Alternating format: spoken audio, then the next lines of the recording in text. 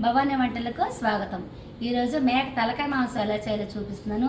దానికోసం ఒక తలకాయ తీసుకొని శుభ్రంగా చేసుకొని కడిగి పెట్టేసుకున్నాము. ఇది సాల్ట్, మసాలా కారం, బెల్లం, పసుపు, చింతపండు ఒక నిమ్మకాయ సైజ్ అంత తీసుకున్నాం, పెద్ద నిమ్మకాయ సైజ్ అంతా. ఉల్లిపాయలు 4 ఈ విధంగా కట్ చేసి పెట్టేసుకున్నాము. దాంట్లో ఆయిల్ హీట్ ఎక్కువైంది. ఇప్పుడు ఉల్లిపాయలు కచ్చాపచ్చగా గ్రైండ్ చేసుకొని వేసేసుకుంటాము. ఎక్కువ చేసేయకూడదు, మిక్సీ కచ్చాపచ్చ చేసుకొని పసుపు శుభ్రంగా వేగనివ్వండి. ఉప్పు,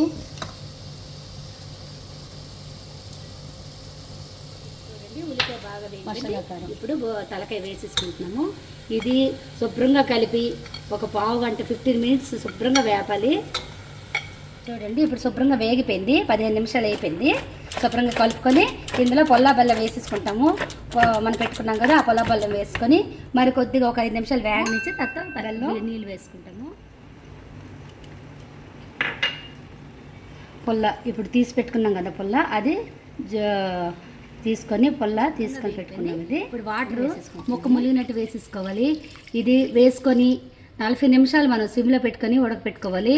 ఒక విజిల్ వచ్చాక చాలా ఫుల్ లో ఫ్లేమ్లో పెట్టుకొని శుభ్రంగా 40 మినిట్స్ ఉడికించుకుంటే రెడీ అయిపోతుంది మనకి. చూడండి, రెడీ అయిపోయింది, శుభ్రంగా ఉడికిపోయింది. 40 మినిట్స్ లో ఫ్లేమ్లో పెట్టుకొని ఉడకపెట్టుకుంటే చక్కగా నీట్గా ఉడికిపోతుంది మెత్తగా.